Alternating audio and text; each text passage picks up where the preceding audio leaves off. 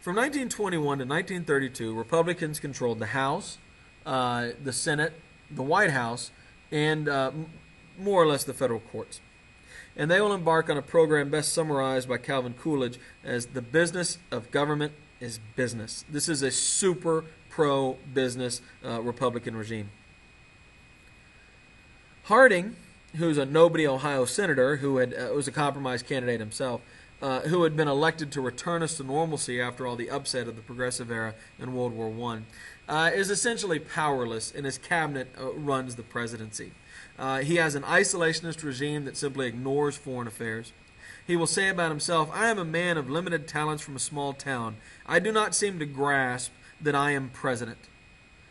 And so what happens is party hacks, career politicians, will get those cabinet posts, and they will use them to line their own pockets. The Attorney General Daugherty and the Secretary of Interior Albert Fall will both become the centerpieces of massive scandals. In fact, the Harding administration is maybe the most scandal-ridden administration in American history.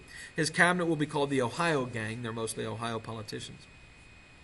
The most famous of these scandals is Teapot Dome, where Albert Fall, the Secretary of Interior, sells the oil reserves for the Navy. This is the oil we set aside so the Navy can have oil if we ever go to war. He sells that to two wealthy businessmen who give him $500,000. They don't give America $500,000. They give it to him, and he folds it up and puts it in his pocket. Daugherty, the Attorney General, had been publicly offering jobs for sale. He had a guy who worked with him, Jess Ferguson, who would just ask people, "Do you want a government job? Give me and my boss money, and we'll appoint you to whatever you want." By 1923, investigations are heavily underway into the corruption of the Harding administration. But Harding cleverly avoids being the first president ever removed from office by having two major heart attacks and dying. Now, if Harding would not have died in 1923, he almost certainly would have been the first president removed from office and might have been indicted. The garrulous, debaucherous, that means he parties a lot, Warren G. Harding is replaced by Calvin Coolidge, who's a dour, puritanical, uninteresting man. Remember, he had been the governor who had crushed the police strike in Boston. Despite having the opposite personality of Warren G. Harding, they actually have Coolidge and Harding have a lot in common. They're both very passive leaders, and they both essentially do whatever large businesses tell them to do. Coolidge, in fact, does very little. When Coolidge dies, Dorothy Parker quips, "How could they tell?" There's a great story Parker also tells of her and a friend being at a party, and Dorothy Parker betting her friend she couldn't get Coolidge to say 3 words. And her friend walks up and says, "My friend over there bet me that I couldn't get you to say 3 words." And Coolidge responds with "F you." And so Parker wins the bet. Coolidge crushes Davis in 1924. There, by the way, is Coolidge down there trying to get Southern votes as he runs against Al Smith as the South is ready to vote for Republican because they ain't voting for a Catholic. Coolidge crushes Davis in 1924 and chooses, he's trying to get Southern votes against Jeff Davis. Coolidge doesn't run in 1928. He's done. He's had enough. And instead, he's going to turn the reins over to Herbert Hoover. The Republican Party and many Americans see the purpose of government to help big business, and then big business theoretically will help everybody else. This relationship had been forged in World War I between these two spheres, corporate America and the government.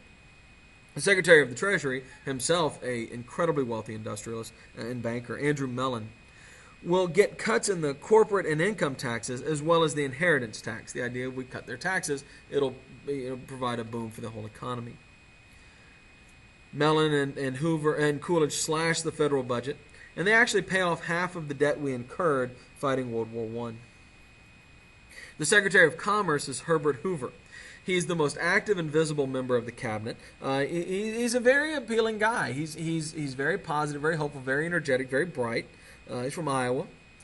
And his idea was volunteerism. He said the government should make suggestions, and then the corporations can decide to follow them or not. We don't need to regulate them. We just need to suggest that they do this or do that. And if they want to do it or not, that's up to them. This was volunteerism. Associationalism is the idea that industries should form associations and regulate themselves. Now, these regulations would be non-binding. The corporations could choose to ignore them if they wanted. But Hoover was a great believer that the corporations would, at the end of the day, do the right thing, that they wouldn't pursue their own narrow self-interest. They would do what was right for America. This doesn't work, as evidenced in the Great Depression and basically Hoover's entire presidency, but this is Hoover's belief. In 1928, because, as I said a minute ago, although I cited the wrong election, because the South isn't going to vote for a Catholic, Hoover smashes Al Smith. Hoover's administration never really gets anywhere because 11 months after he's inaugurated, 11 months after he's inaugurated, the entire world will come unglued as we have a global Great Depression. Now, the Great Depression, of course, will call the values, the ideals, the economic policies, and everything about the 1920s into question, as during the Great Depression, the 1920s were seen as the cause of the problem, not necessarily the good old days.